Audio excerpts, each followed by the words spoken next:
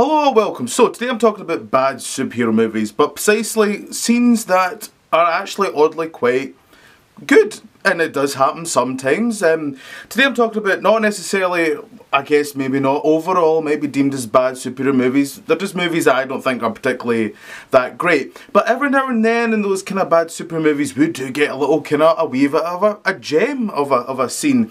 And that's what I'm talking about today, yes, of my picks of 10 great scenes in bad superhero movies. Number 10, The Chase, Ant-Man and the Wasp. To some people, I don't know if they would deem this movie as bad. My personal view of Ant-Man, both movies are okay. I don't really find much with them really. Ant-Man and the Wasp feels like it could be more than really what it was. But there is a scene that happens that feels quite almost a little bit out of the blue, really. It doesn't really feel connected to the rest of the movie, and that is the chase sequence.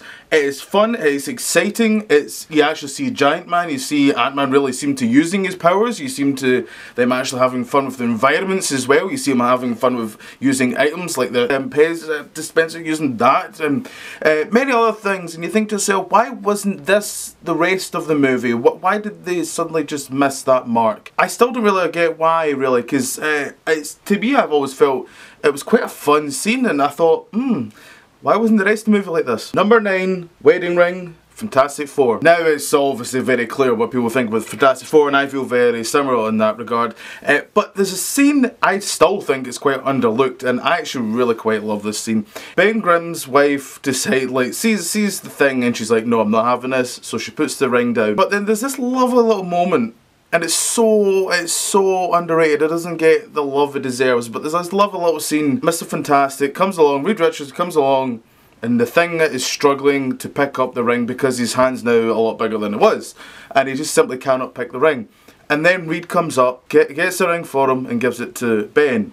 And it's a nice little lovely moment, and I dare anyone that doesn't get a little bit caught up in that moment, because it's simply a good way of it's also the only way where I really feel like they show a relationship of friends between Reed and Ben. That's how they did it. I just thought it was actually really quite well done. I love the bit that they really took the time on this Ben struggling to pick up the ring, and as I says, I struggle anyone who doesn't get a little bit caught up in that scene. Number 8, the Wolverine cameo, X-Men Apocalypse. To some, they might not feel overall X-Men Apocalypse is a bad movie. I kinda do, if I'm honest. I've kinda tried to get into it, I've tried to like it, and I just don't. There is one good scene I really do quite like, and that is Shock Horror, the only scene that has Hugh Jackman in it. This film's quite a good example of, for a long time people kinda felt like, oh, we can't have an X-Men movie without Hugh Jackman, and you used to kinda go, well, maybe that is kinda true, because this film kinda seems like it's struggling oddly without that kinda character. Because when he is on screen, he just shines, and this is a great scene. Wolverine looks great. He's got like a classic looking kind of the Weapon X costume. I love that. Hugh Jackman looks great as well. It's almost kind of like the last time really we see him proper in that kind of style, because obviously after this was Logan, which goes for, and it's perfectly fine, it goes for the whole kind of, you know, Oscar style movie. But here it's just pure on a bit of schlock, a bit of fun, and he's just slicing people up and all that, and blood kind of splattering everywhere, as long as they don't get hit in the R-rated tone. But overall, I thought this scene was actually pretty good, and a pretty overall dull movie really. Number 7, the Ghost Rider transforms. Ghost Rider. Now, I'm not gonna lie, I know overall people think the first Ghost Rider movie is a bad movie, and I would agree, and I kinda like that movie because it is a bad movie. There's no way of denying it. It's so schlocky, it's almost enjoyable. Nicolas Cage, I just think, is amazing in that movie, and yes, I did say that word, amazing, to describe Nicolas Cage in that movie. But especially, he goes full on Nicolas Cage, especially at the transform scene, when Ghost Rider, we first see Ghost Rider. I still think it holds up, to be honest, as well. I think it still is pretty good, to be honest. I think there's a glitter of good scenes in the Ghost Rider movie. But that scene alone, and there was real effects they said about on his feet, I remember rightly, that they used of fire, and you gotta give us some of that, I guess. Overall, I just love, and as I said, Nicolas Cage is as full on zany, over-the-top, hammy acting, and I love it. Number 6, Silver Surfer Chase, Fantastic Four, Rise of Silver Surfer. This is another one where, like the first Fantastic Four movie, the whole movie is just, it's worse than the first movie. It makes the first movie actually quite enjoyable in my eyes. I prefer it. Saying that though, that's saying nothing against obviously the reboot that they tried to do, which makes me even prefer Rise of the Silver Surfer even more. But not just that, there is a scene that really just seems to stick out that doesn't even feel part of the rest of the movie, is this great little chase sequence between Silver Surfer and the Human Torch. It's fun, it's energetic, it's exciting. Nothing you could describe the whole movie. Silver Surfer looks great. Doug Jones did a damn good job. Just look how he looks there, and the voice of Lawrence Fishburne as well really melded well to great. Human Torch is great as well in that movie, where he's been that cocky, but he's not annoying like the rest of the movie, if I'm honest. It's a fun, good length of a chase, and they really kind of use Silver Surfer's powers really well in that scene as well. Number 5, Birth of Sandman, Spider-Man 3. Yes, I think it's obvious now what we all think of Spider-Man 3. It's no denying on that one. I think this is something that we've all kind of agreed on in the fan base, that the Birth of the Sandman scene is still pretty spectacular. It was achieved. Like I always remember the first shots, these big chunks of rocks, and then suddenly it gets smaller and smaller and smaller, and it's like so many pieces of sand collectively, and so well done, and it's still, as I say, it still holds up. It's still great. It was a great introduction to Sandman. I don't mind the character of Sandman in the movie. I don't agree with what they did by making him the Uncle Ben killer. I don't think there was any need for that, because you had a pretty solid story arc for him with his daughter, so was there any need to also do that as well? I get it, to connect him to Peter Parker, because obviously Green Goblin, Doc Ock in the first 2 movies had huge connections to Peter Parker. Sandman didn't, if he didn't have that whole Uncle Ben thing, and I can see what they're trying to do. It still holds up, still looks great. It's one of the only things that kind of stuck out to me in Spider-Man 3 in a good way, not in a bad way. Yeah, I just think overall it's a really great scene. Number 4, the opening, X-Men Origins Wolverine. Oh, I always think, why did they never make the actual story of X-Men Origins Wolverine the opening? Because the opening is so good. It's something that, I don't know about anyone else, but personally me, that's the stuff I want to see. I want to see Wolverine go through those wars. Oh, it was such a good opening. It's well done. I like the transitions to each of the different wars that he's been through and all that, and maybe some folk wouldn't have liked it, that they kind of focus too much on that, but I would have loved it really. It would at least give it some sort of oomph instead of just the absolutely dismal, boring mess of a movie, frankly, that is X-Men Origins Wolverine. And the opening just feels like it's its own nice little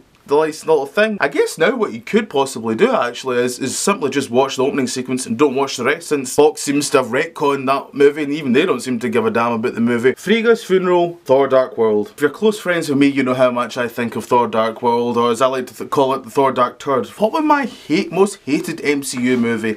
I don't like it. I think it's horrible. There's many reasons I don't like it, but there is one scene that sticks out like a sore thumb, but it's one of those sore thumbs where it's like, oh, hello, what's this? The Frigga's Funeral scene, where it has a great mix of the Viking mythology and just sci-fi and mixing them together. I don't get why the rest of the movie, like, they don't seem to do more with this, because they kill off so many people, the Dark Elves, and they don't really do more with it. But apart from that, that scene alone is really beautifully done to me. Number 2, the opening, Amazing Spider-Man 2. Okay, so but Rights is not the opening, I guess. I know that there's obviously a scene with Peter's parents, but I guess as the Spider-Man his actual opening that he has, we're given this really joyful, really great, really just like, you can see the technology is really cropped up now with how we can move Spider-Man and all that. And we have this little kind of like fun adventure with Spider-Man stopping some crimes and all that, and obviously stopping Rhino. I won't talk far about Paul Giamatti's performance in the opening. I still don't really get. I feel like he just kind of went, I'm just going to be hammy and I don't really care about it, but okay.